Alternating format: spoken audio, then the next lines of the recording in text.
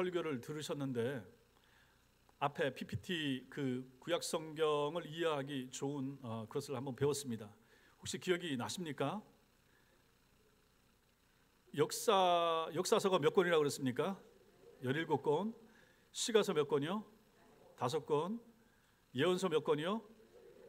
17권. 그 중에서 다 중요하지만 성경을 이해하는데 기본이 되는 책이 뭐라고 그랬습니까? 역사서라고 그랬죠? 역사서 17권을 한 줄로 늘여놓으면 맨 앞에 뭐가 오죠? 창세기, 그 다음에 출애굽기, 그 다음에 민수기, 창출민, 그 다음에 여호수아, 창출민수, 그 다음에 사사기, 그 다음에 사무엘상하,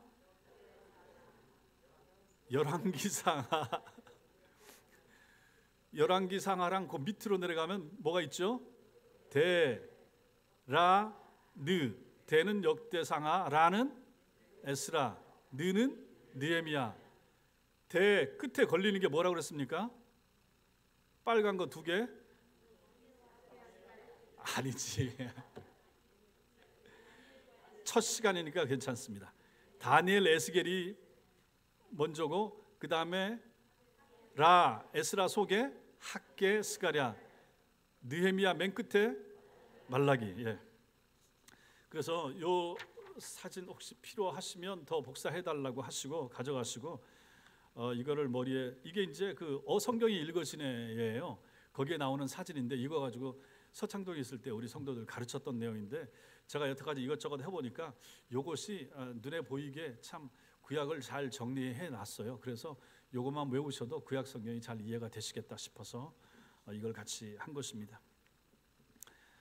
지난 시간부터 우리가 고린도전서 말씀을 살펴보고 있는데 지난 시간에는 고린도 교회가 어떤 교회였는가를 대략적으로 살펴보았습니다. 그리고 오늘 이제 2번째 시간에는 고린도 교회에 있었던 분열에 대하여 바울이 책망하는 내용을 같이 살펴보면서 우리 교회도 한번 적용을 해보자 하는 것입니다. 첫째로 우리는 오늘 말씀에서 분열의 비극을 보게 됩니다. 여러분들도 여태까지 신앙생활을 하시면서 교회가 분열된 교회의 소식을 보거나 듣거나 하셨을 수 있고 실제로는 우리가 속해 있었던 교회가 분열되는 것에 아파하면서 같이 있었던 분도 있을 수 있습니다. 제가 미국에 들어와서 저기 강동구 둔촌동 그 오륜교회 있는 쪽에 거기를 살았었는데 그때 그 앞에 광성교회라고 하는 큰 교회가 있었습니다. 통합직 교회인데 근데 그 교회가 분란이 나서 한참 다투고 있고 본당파와 교육관파가 나눠져서 서로 현수막 붙이면서 그렇게 다투고 있는 모습을 보았습니다. 거기가 둔촌역인가 뭐 하여튼 강동역인가 하여튼 그 근처에 있는 그 교회였었는데 장시간 그렇게 소송하면서 다투고 있는 모습을 보면서 참 교회가 어쩌면 이렇게 될 수가 있을까 하는 마음을 가지고 아파했던 적이 있습니다. 그거 말고도 그와 비슷한 그러한 경우들이 주변에는 꽤 많이 있었습니다.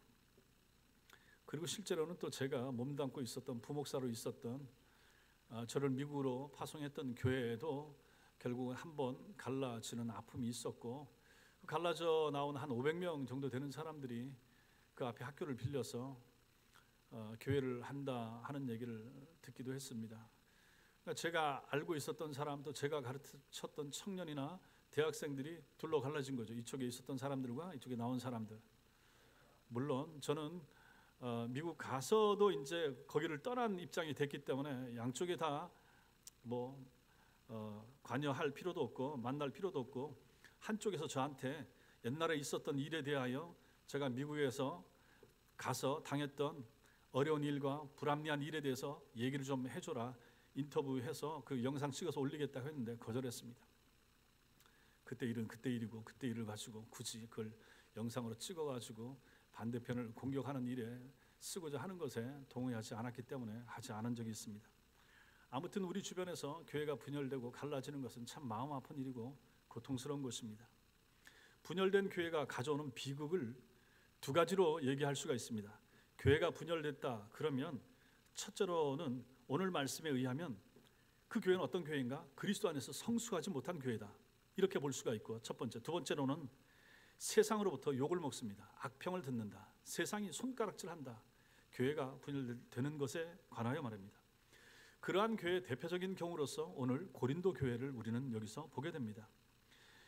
오늘 우리가 읽었던 말씀 중에 10절 보시면 10절, 형제들아 내가 우리 주 예수 그리스도의 이름으로 너희를 권하노니 모두가 같은 말을 하고 너희 가운데 분쟁이 없이 같은 마음과 같은 뜻으로 온전히 합하라. 이렇게 되지 못하기 때문에 이 권면을 하고 있는 거죠. 분쟁이 없이 같은 마음과 같은 뜻으로 온전히 합하라. 여기 온전히라고 하는 요 헬라어 단어 속에 여러 가지 의미가 있지만 여기서 하나를 찾는다 그러면 이 온전히는 성숙한입니다. 성숙한. 너희 가운데 분쟁이 없이 같은 마음과 같은 뜻으로 성숙하게 하나 되라. 성숙하게 합하라. 이렇게 볼 수가 있다 하는 것이죠. 하나됨을 성숙과 연결을 시키고 있는 것입니다. 그렇다면 이건 뭡니까? 고린도 교회가 분열됐다, 갈라졌다라고 하는 건 그 상태가 어떻다는 것입니까? 미숙하다는 거죠. 미성숙했다 하는 거죠. 교회가 성숙하면 이렇게 될 수가 없는데 어린아이 같다. 그러니까 다투고 갈등하고 아직 덜 자란 거죠. 그들은 같은 마음, 같은 판단력, 같은 마음을 가지고 있지 못했던 것입니다. 교회에 만약에 두 당파만 생겨도 이건 나쁜 일인데 고린도 교회는 몇 개의 분파가 있었습니까? 몇 개의 분파가 있었습니까? 4개가 있다고 그랬죠. 4개. 여기 보면 그 바울에게, 아볼로에게, 게바에게, 그리스도에게. 게바가 누굽니까? 베드로죠. 시몬 베드로 게바, 아람어로 게바. 그러니까 고린도 교회 안에서는 바울파, 아볼로파, 베드로파, 예수 그리스도파 이렇게 교회가 나눠져 있는 거죠. 이걸 보면 야, 어쩌면 교회가 이렇게 될 수가 있을 것인가 이런 생각을 하게 되는 거죠. 기가 막힌 거죠. 이방인 그리스도인과 유대인 그리스도인 사이에 갈등이 있었을 수 있습니다. 이방인 그리스도인들은 아마도 바울을 통해서 복음을 전해 듣고 예수를 믿게 됐을 것입니다. 이 사람들에겐 바울이 너무너무 귀중한 존재가 되는 거죠. 그래서 이 사람들은 바울을 따른다 이렇게 주장을 했을 수가 있고, 또 유대인 그리스도인들은 같은 유대인인 베드로, 게바에게, 바울에게 신앙 지도를 받은 예루살렘 교인들이 거기에 합류해서 같은 고린도 교회 속에 있었는데 그들은 그 사람들에게는 베드로가, 예수님의 수제자인 베드로가 제일 탁월하고 괜찮아 보였을 것입니다. 그렇다면 이 사람들 우리는 베드로파, 게바파 이렇게 얘기했을 수가 있다 하는 것이죠. 또 다른 경우는 교양 있고 세련된 아볼로를 좋아하는 사람, 지적인 사람, 공부 많이 한 사람, 이런 사람들은 아볼로를 좋아했을 수가 있고, 또 그렇지 못한 평범한 사람들 사이에도 분열이 있을 수가 있습니다. 아볼로는 유대인 학자고 헬라 학문에 밝고 성경에 능한 사람, 또 웅변적인 설교를 했고 뛰어난 학식을 가진 사람. 그래서 고린도 교회 교인들 가운데 공부 많이 하고 좀 똑똑하고 한 사람들은 아볼로 같은 사람, 바울이 교회를 세우고 떠난 다음에 아볼로가 그 교회에 잠시 와서 목회하다 또 떠났단 말이에요.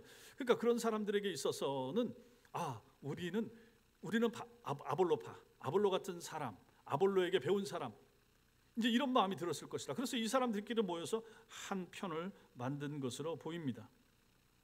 그래서 바울파, 게바파, 아볼로파, 끝으로 다른 사람들보다 영적으로 내가 좀 우월하다, 낫다라고 생각하는 사람들은 다른 얘기를 하는 거죠. 이 사람들은 누군가? 야, 사람이 무슨 소용이 있어? 바울, 아볼로, 게바 다 필요 없어. 예수 그리스도가 최고야. 우리는 예수파, 우리는 예수에게 속해서 이렇게 말하는 거죠. 그러니까 얼마나 황당한 얘기를 이 사람들이 지금 하고 있는가. 아까 말씀드렸죠. 미숙하다, 미성숙했다. 성숙하지 못하니까, 아니 바울이 누구를 가르쳤습니까? 아볼로가 가르친 핵심이 무엇입니까? 게바가 전달하려고 했던 분이 누굽니까? 예수 그리스도 아닙니까? 이 앞에 세 사람이 자기를 믿으라고 했겠습니까? 자기 이름으로 세례를 줬겠습니까? 그럴 리가 없는데 이 배운 사람들이 잘못 배운 거예요. 그래서 우리는 바울이 최고야, 우리는 저 베드로가 최고야. 내 생각에는 아볼로가 그래도 제일 낫지. 설교하려면 저 정도 해야지.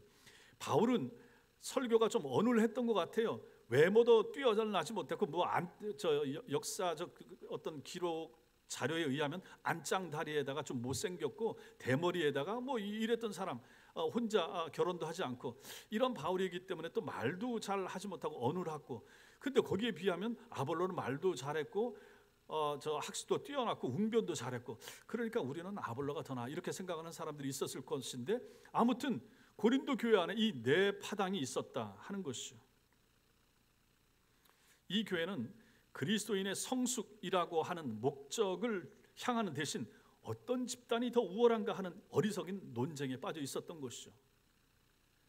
미숙한 것입니다. 그들의 분열로 인해서 어떻게 됩니까? 교회가 갈라지면 누가 좋아합니까? 교회가 갈라지면 교회가 시끄러우면 누가 좋아할까요? 마귀가 제일 좋아하는 거죠. 마귀가 좋아하는 거 맞죠? 그럼 만약에 우리 교회가 시끄러우면 누가 좋아할까요? 옆에 교회가 좋아하겠습니까? 아닌 거예요. 마귀가 좋아하는 거예요. 자, 그럼 생각해 보십시오. 내 마음에 만약에 불평이 일어나고 저 사람이 마음에 안 들고 하는 것이 참 나하고 뜻이 안 맞다. 그래서 불평하고 다른 사람한테 야, 네 생각은 어떠냐라고 묻게 되면 그 누가 좋아하겠습니까? 혹시라도 그런 일이 마음에 생기고 하면 그럼 어떻게 해야 될까요? 그럼 어떻게 해야 돼요? 기도하셔야죠. 그럼 기도를 하면서 뭐라고 기도해야 될까요? 유집사님 어떻게 기도하면 되겠습니까? 꼴 보기 싫은 사람 우리 교회 없죠? 없으시죠? 예, 없죠. 앞으로도 없어야 되는데 혹시라도 생기려고 하면 어떻게 하면 되겠습니까? 뭐가 어렵습니까? 하나님, 내가 아직 멀었습니다. 주님, 저 사람 저렇게 꼴 보기 저 행동하는 게 참 꼴 보기 싫은데 그걸 보니까 내가 아직 멀었습니다. 내가 미숙합니다. 이러면 정답이 되는 거죠. 나를 쳐야지 누굴 치겠습니까? 하나님, 저 사람 정신 차리게 해주세요. 주님, 저 사람 내가 봤을 때 미성숙한데 저거 좀 성숙시켜 주세요. 그렇게 기도하면 됩니까? 안 됩니까? 안 되는 거죠. 그 사람 또 하나님께서 알아서 키우실 거예요. 나를 항상 생각해야 되는 거죠. 그런데 고린도 교회가 그걸 못했다 하는 얘기입니다. 남을 비방하고 남을 비판하고 자기 무리, 자기 파당 여기만 생각하고 챙겼다 하는 것이죠. 그러니 이 고린도 교회 분열로 인하여 좋아할 상대는 마귀라 하는 것이죠. 마귀가 춤추는 거죠. 교인들을 가르고 아까 제가 말씀드렸던 그러한 분열된 교회들이 갈라지면 춤추는 것은 마귀가 좋아하는 거죠. 뭐 이단 사이비들이 좋아하겠습니까? 마귀가 제일 좋아하는 거죠. 교회가 힘이 약화가 되는 거죠. 교회 안에 생각을 해보세요. 얼마나 이거 비극적인가. 제가 인터넷 이거도 보고 우리 저 충청도로 내려간 우리 저 권사님 교회가 그렇게 한다고 해서 들어가서 봤더니 정말 저쪽에 앉은 사람하고 이쪽에 앉은 사람하고 꽹가리 치면서 이쪽 찬송 부르고 저쪽 찬송 부르고 이야 진짜 거기가 어딥니까? 거기가 지옥인 거예요. 뭐 예수 이름 부르면서 무슨 마귀들과 싸울지라 죄악받은 누가 마귀예요? 서로 마귀라고 그러는데 거기 있는 똑같이 찬송하는 그 사람들 다 마귀인 거예요. 그 당시에는 마귀의 영이 그 사람들 속에 들어와 있는 거예요. 자기가 손해를 보고 자기가 이해를 하면서 사랑 가운데서 품고 해야 되는데 그렇게 하지 못했다 하는 것이죠. 그들의 분열로 인하여 고린도 교회의 분열로 인하여 예수 그리스도의 명예가 땅에 떨어지는 것입니다. 이 얘기를 11절에 보니까 내 형제들아 글로에의 집 편으로 글로의 집 사람들로 통해서 내가 이 말을 들었다. 글로의 집 사람들이 나한테 고린도 교회가 이렇게 내 편으로 갈라져서 싸우고 있다라고 하는 말이 나한테 들린다. 너희 가운데 분쟁이 있다 하는 말을 들었던 것입니다. 생각해 보세요. 바울이 어떻게 했습니까? 1년 반 동안 수고해서 세우고 또 다른 지역 가서 지금 복음을 전하고 그 2차 전도 여행 때 세웠던 교회인데 3차 전도 여행 중에 에베소에 들렀는데 글로의 사람들 편에 들었더니 5년 전에 세웠던 그 교회가 이렇게 분란이 나서 네 파가 나눠져서 싸우고 있답니다. 그럼 바울이 거기 내 파당 바울파도 있네? 좋아하겠습니까? 그럴 리가 없지. 얼마나 마음이 아팠겠습니까? 교회 분열은 교회가 안 되고 교회가 시끄럽다. 그 소식은 굉장히 빠르게 퍼져가는 거예요. 또 예수 안 믿는 사람들 입장에서 보면 교회가 시끄럽다. 봐봐. 그 기독교인들이 다 저 모양이야. 이렇게 하면서 얼마나 교회에 대하여 안 좋게 말하겠습니까? 예수님께서는 뭐라고 말씀하십니까? 요한복음 13장 35절에서 너희가 서로 사랑하면 이로써 모든 사람이 너희가 내 제자인 줄 알리라 이렇게 말씀하셨습니다. 너희가 서로 사랑하는 것을 통하여 이 사람들은 사랑하지 못하고 있죠. 사랑하면 성도가 사랑하면 하나 되고 하나 되음으로 말미암아 세상 사람들이 저 교회 사람들은 정말 예수쟁이야. 저 교회 사람들은 정말 예수 제자가 맞아. 이런 말이 돌아야 이거 주님이 기뻐하신다 하는 것입니다. 그런데 이 고린도 교회는 그렇지 못했다. 이런 소식이 전파되는 것은 교회의 분열은 정말로 고통스럽고 아픈 일이 되는 것입니다. 우리 교회가 그런 일은 없었지만 앞으로도 마찬가지입니다. 앞으로도 교회 분열, 그 분열의 동조한다든지 참여한다든지 절대로 이런 일은 생기면 안 된다 하는 것이죠. 이 고린도 교회의 비극을 우리가 보기 때문에 절대로 이런 일은 생기면 안 된다. 이것이 첫 번째입니다. 두 번째, 우리는 오늘 말씀을 통하여 분열의 불합리성에 대하여 보게 됩니다. 분열되는 것이 얼마나 한심한가, 분열되는 것이 얼마나 참 어리석은 짓인가. 그렇잖아요. 어떻게 예수 그리스도의 이름 가지고 모였던 교회가 예수파가 있고 바울파가 있고 아볼로파가 있고 게바파가 있고 이게 어떻게 가능한가?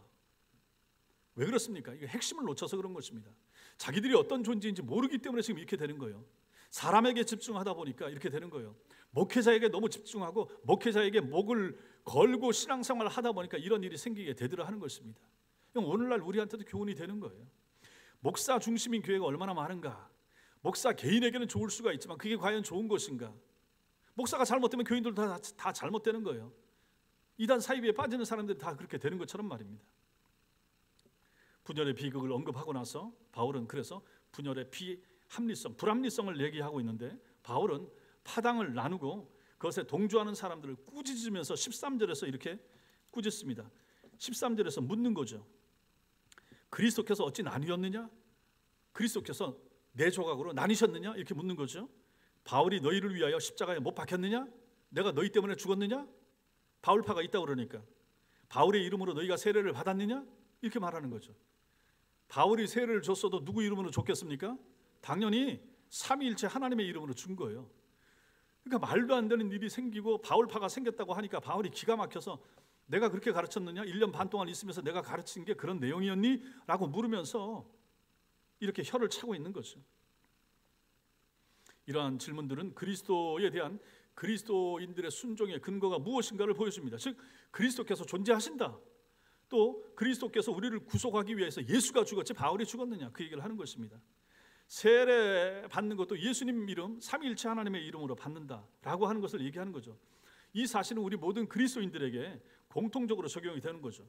그럼에도 불구하고 바울은 그들이 어쩌면 그렇게 분열될 수 있는지를 묻고 있는 것입니다. 그들은 마치 예수님께서 분열된 것처럼 행동하고 있기 때문에 그런 거예요. 어떻게 한 설교자를 다른 설교자보다 더 우위에 놓을 수 있는가? 이것도 마찬가지인 거예요. 바울이 뛰어난가? 게바가 뛰어난가? 게바는 시몬 베드로는 예수님의 수제자지 바울은 진짜 사도가 맞는지 몰라. 자기는 사도라고 말하는데 글쎄 예수님이 직접 불러 세운 사람도 아니지 않은가? 뭐 이런 생각을 하는 사람들이 있었다 하는 것입니다. 옳지 못한 것이죠. 바울은 내가 당신들을 위하여 십자가에 못 박히지 않았습니다. 내가 죽은 게 아닙니다. 예수께서 죽으셨지. 이렇게 가르치는 거죠. 내 이름으로 내가 여러분들에게 세례 주지도 않았습니다 하는 것을 13절 밑에 뒤에서 계속해서 얘기하는 거죠. 결국 그러므로 이것이 한 설교자와 다른 설교자를 비교하고 한 목회자와 다른 목회자를 비교하는 것이 이게 합당치 못하다 하는 것입니다. 각 목회자 사이에는 바울의 특징, 바울이 잘하는 것이 있을 수가 있고 또 하나님께서 필요하시니까 아볼로를 거기 보내서 아볼로를 통하여 잠깐 고린도 교회를 섬기게 하신 것입니다. 그리고 또 다른 뜻이 있어서 또 다른 곳으로 옮기게 하셨고 그러면 그 사람을 거기에 보내주신 것에 대하여 우리는 만족하고 기뻐하고 감사하면서 또 섬기게 되는 거죠. 그런 마음이 있었어야 되는데 이 사람들은 그렇지 못했다라고 하는 것입니다.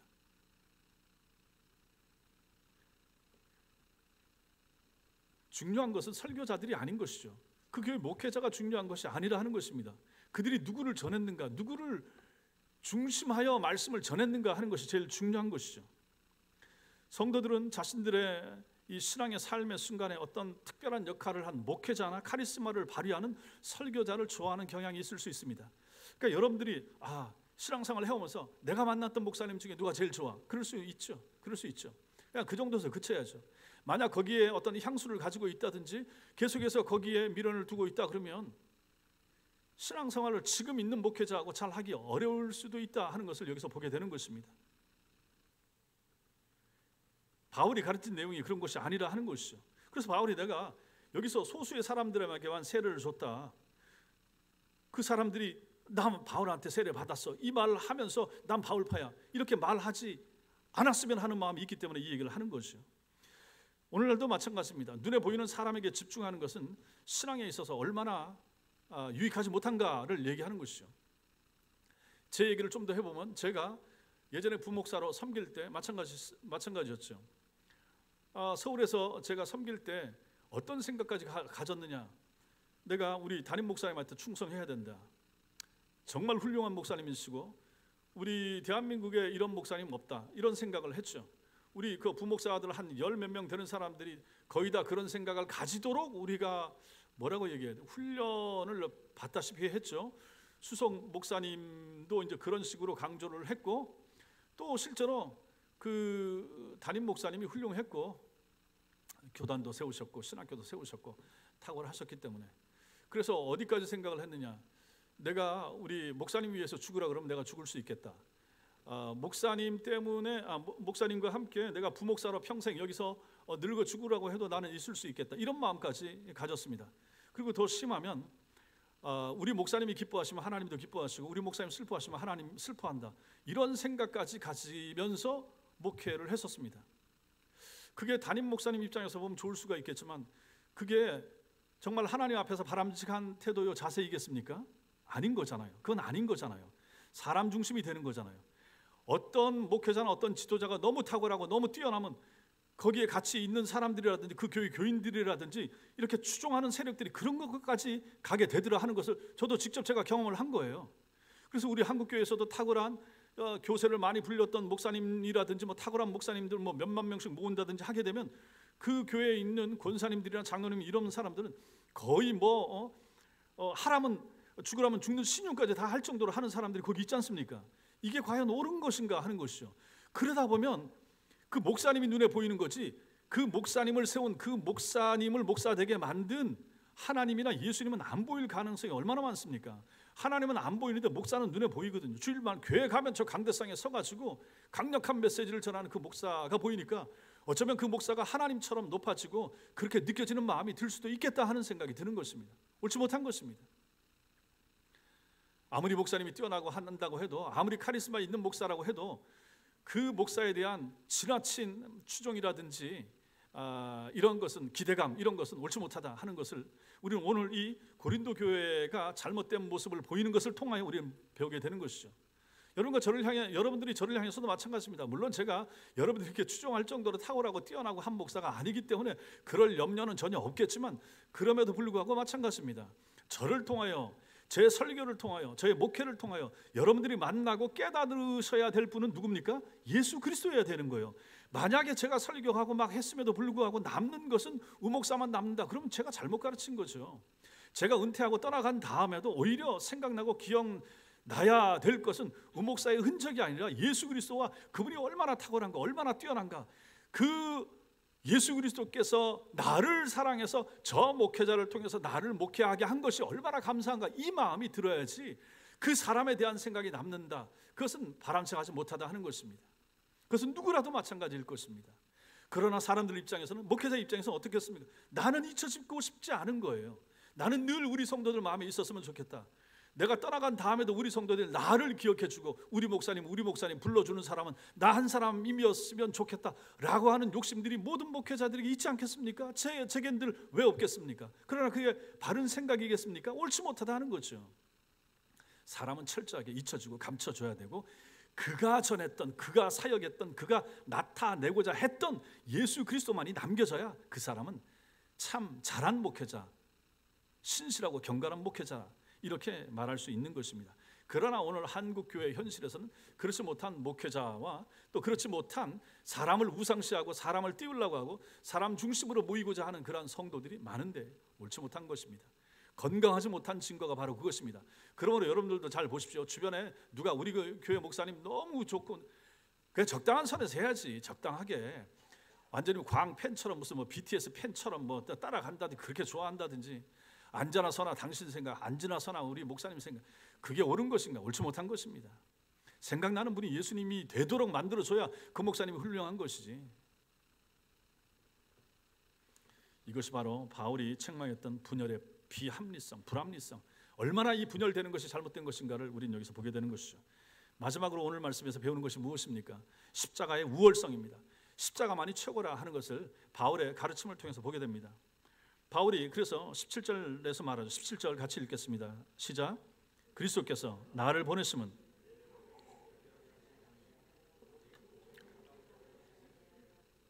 말의 지혜로 하지 아니하면 그리스도의 십자가가 헛되지 않게 하려 함이라. 아멘. 그리스도의 십자가가 헛되지 않게 하려 함이라. 그리스도의 십자가만 빛나야 되는 것입니다. 그리스도의 십자가 외에 다른 것, 말의 지혜라든지 무슨 뭐 세례 많이 준 사람, 뭐 탁월한 뭐 카리스마를 가진 목회자, 이건 옳지 못하다 하는 것입니다. 그리스도의 십자가만이 드러나고 빛나야 그것이 기독교이지, 그게 아닌 것 같으면 이게 무슨 주님이 원하시는 교회요, 기독교의 모습이겠는가 하는 것을 여기서 볼 수가 있습니다. 바울이 이랬습니다. 바울은 재미있는 설교나 감동적인 메시지를 전하고자 의도하지 않았습니다. 그는 다만 복음 진리만을 전하려고 애를 썼던 사람, 그 사람이 바울입니다. 바울은 우리가 아는 것처럼 자신이 높아지고자 하는 욕심이 전혀 없었습니다. 오직 그리스도께서 높아지는 것을 보고 기뻐했던 사람이 바울입니다. 그는 중요한 것이 설교자가 아니라 설교되어지는 주님인 것을 바울은 너무너무 잘 알았던 사람입니다. 바울은 세례를 주는 자가 높아지는 것이 아니라 우리가 세례를 받고 나서 섬겨야 될 분이 누구신지를 가르치고자 애를 썼던 것입니다. 모든 목회자들이 여기에 초점을 둬야 되는 거죠. 17절에서 자신의 목적이 세례를 주는 것에 있지 않다, 그리고 오직 복음을 전하는 것이라 바울이 밝혔고, 말의 지혜로도 하지 않는다, 이렇게 표현을 하고 있습니다. 그래서 바울은 이런 주님의 뜻을 온전히 이루기 위해서 구원의 가장 중요한 통로인 복음이 흐려지지 않도록 인간적인 아름다운 말도 조심했고, 세례와 같은 의식을 집전하는 것도 극히 조심했다, 바울이 이렇게 표현하고 있는 거예요. 바울은 자신의 사역에서 오직 주님만 드러나기를 바랐을 뿐 자신은 철저히 감추고자 애를 썼다 하는 것입니다. 우리 종교교육자, 우리 개신교를 세운 사람이나 마찬가지인 칼빈도 마찬가지입니다. 칼빈이 천재 아닙니까? 24살, 3살 때 이미 기독교 강요를 썼던 사람이에요. 그러니 이 사람은 얼마나 천재인가. 그런데 몸에 20몇 가지 병을 가지고 있었고 50몇 세에 일찍 세상을 떠났지만, 자기가 아파서 세상을 떠나기 전에도 자기가 이룬 업적이나 책이나 이런 것 때문에 자기가 죽은 다음에 높아지게 될까 봐 그것을 걱정하여 내 묘지를 만들지 말라, 이렇게 말했던 사람이 칼빈 아니겠습니까? 이게 모든 개신교 목회자들의 마음이 이래야 되는 거죠. 나는 숨겨지기를, 나는 감추어지기를, 그리고 나로 말미암아 오직 예수, 오직 십자가, 오직 복음만 드러나기를 바라는 마음이 있어야 그 사람이 진짜 목회자 아니겠습니까? 바울이 지금 그런 것을 여기서 말을 하고 있다 하는 것입니다. 그런데 오늘날 목사들, 오늘날 목회자들은 어떻습니까? 사역의 본질인 말씀보다는 그 외의 요소에 더 치중하는 듯이 보이는 그러한 목회자들이 많죠. 말씀에 대한 깊은 묵상과 뜨거운 기도를 통해서 복음을 전하려 하기보다는 강단 장식하는 데 신경을 더 많이 쓴다든지, 아니면 마이크 성능 더 좋은 것을 바꾸고 싶어 하는 것에 마음을 쓰거나, 아니면 목사님의 복장, 복식, 예복, 화려한 복장을 갖추려고 한다든지, 아니면 교회 조명을 통해서 앞에를 더 환하게 더 밝게 하려고 애를 쓴다든지, 아니면 교회 홈피를 치장하기 위해서 애를 쓴다든지, 교회 홍보 전략과 같은 이런 것들에 마음과 신경을 쓰는 경우가 많다. 세상이면, 사업장이면, 직장이면, 사업체면 그럴 수 있습니다. 홍보 잘해야 되고 해야 되죠. 그래서 그런 면에서도 가만히 생각해 보면 우리가 아무리 잘 꾸며놓은들 뭐 하겠습니까? 그래서 이제 교회 막 화려하게 하고 조명 새로 설치하고 막 십자가를 막 빛나게 하고 성탄절마다 막 추리 장식을 아주 이 근처에 없는 다른 교회들은 못할 것을 만약 한다든지, 그다음에 교회 홈페이지도 가장 최신 트렌드에 민감한 그런 걸 만들어서 이제 사람들을 보면 아 정말 이 교회 가고 싶다 그런 마음이 들 수 있도록 할 수도 있습니다. 그래서 올 수도 있어요. 그러면 그 다음이 그럼 와서 말씀을 들어보고 성도들과 교제해보고, 그때 이분이 내가 이 교회에 다닐 것인가 말 것인가, 등록할 것인가 말 것인가, 이게 중요하잖아요.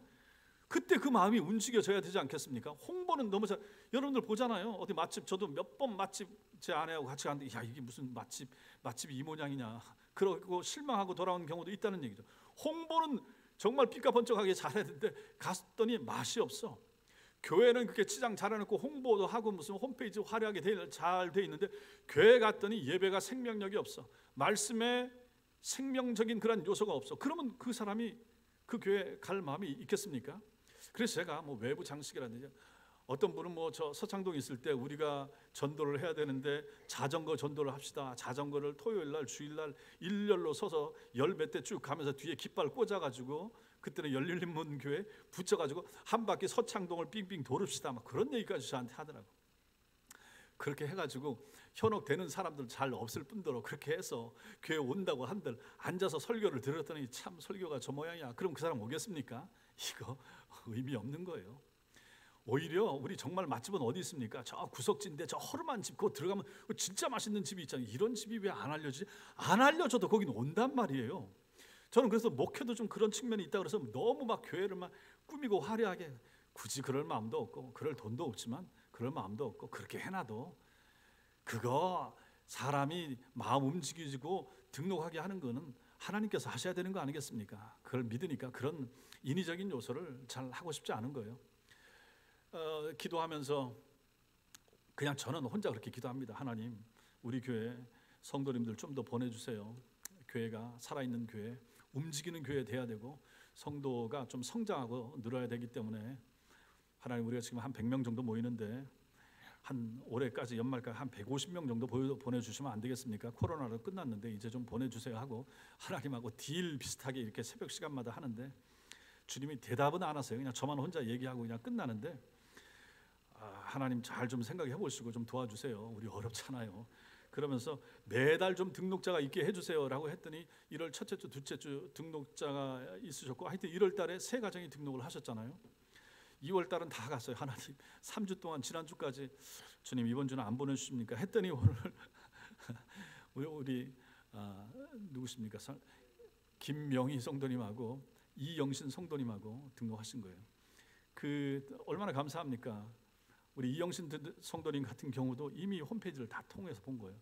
설교 몇 번 듣고 다 살펴보고 오자마자 등록을 하신다 그러길래 제가 너무 급하신 거 아닙니까? 이렇게 급하게 하지 마시고 좀 다녀보시고 하셔야 되지 않겠어요? 했더니 다 살펴봤다는 거예요. 그리고 이 지역에 와서 지금 2년째인데 어디로 갈까 기도도 하고 살펴보다가 오늘 드디어 결정하고 왔습니다 라고 하니까 뭐 제가 그럼 그렇게 하십시오 라고 했습니다. 누가 하는가? 하나님이 하시는 거예요. 하나님이 하시는 거예요.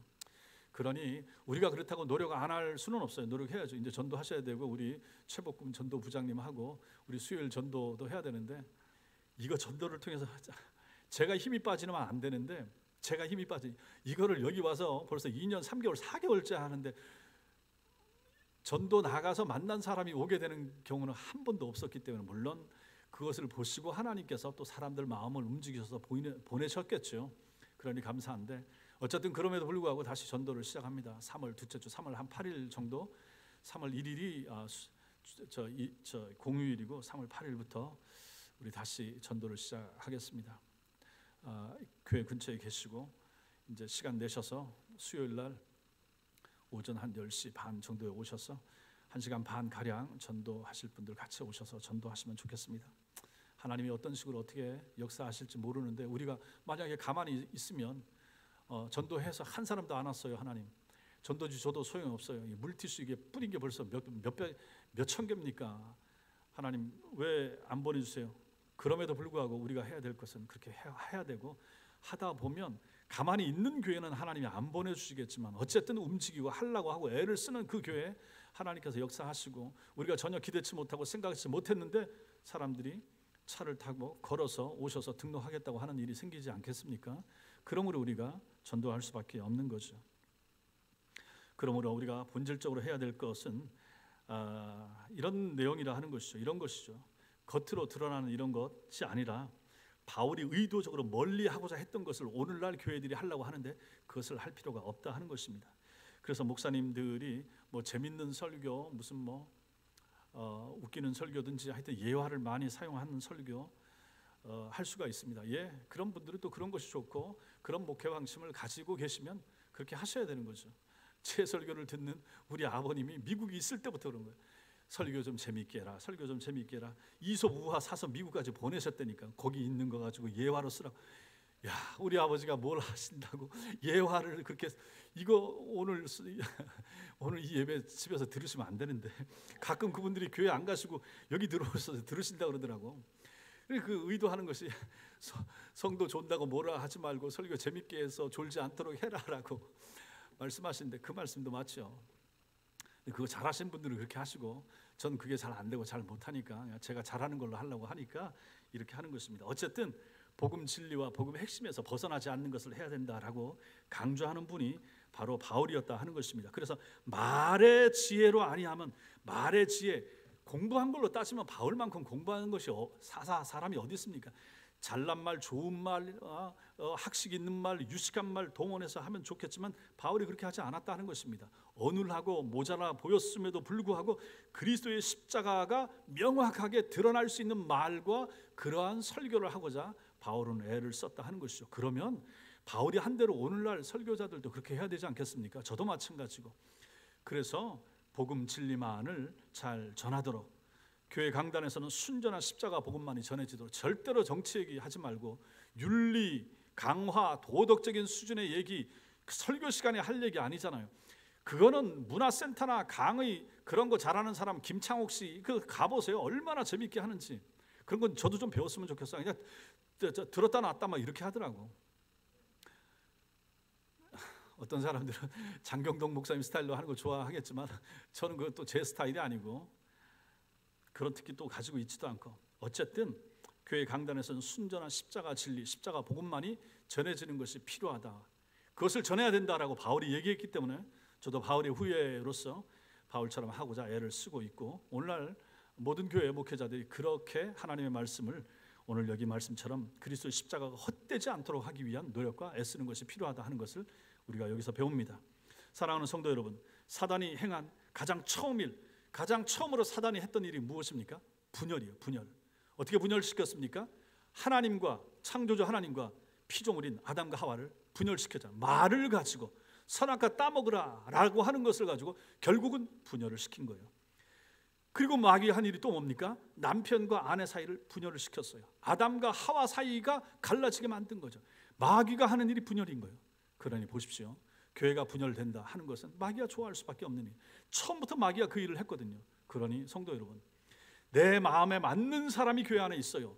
내 마음에 안 맞는 사람, 안 좋게 말하면 꼴보기 싫어하는 사람도 우리 교회 안에 있을 수가 있어요. 그럼에도 불구하고 교회는 갈라질 수가 없어요. 그 사람도 하나님의 택자고, 그 사람도 하나님이 사랑하셔서 위하여 죽으셨고, 나도 예수께서 나를 위하여 죽으셨다고 믿는다 그러면 왜 내 편만 꼭 있어야 되겠습니까? 왜 교회 안에 심하게 말하면 꼭 목사 편만 있어야 되겠습니까? 누구 편을 나눌 필요가 전혀 없지만 말입니다. 내 마음에 안 맞는 사람들이 있을 수 있어도 그럼에도 불구하고 그 사람을 품을 수 있어야 되는 거죠. 하나님이 나를 사랑하시는 것처럼 저도 사랑한다라고 인정하게 되면 그를 함부로 대하거나 무시할 수 없을 것입니다. 그러니 분열되지 않기 위하여 마귀가 좋아하는 분열, 마귀가 교회 안에 분열의 씨앗을 항상 던지기 위하여 애를 쓰고 있는데 우리가 거기에 동조할 이유가 뭐가 있겠습니까? 혹시라도 내 마음속에 그런 마음이 일어나면 내 마음을 눌러야 되는 거죠.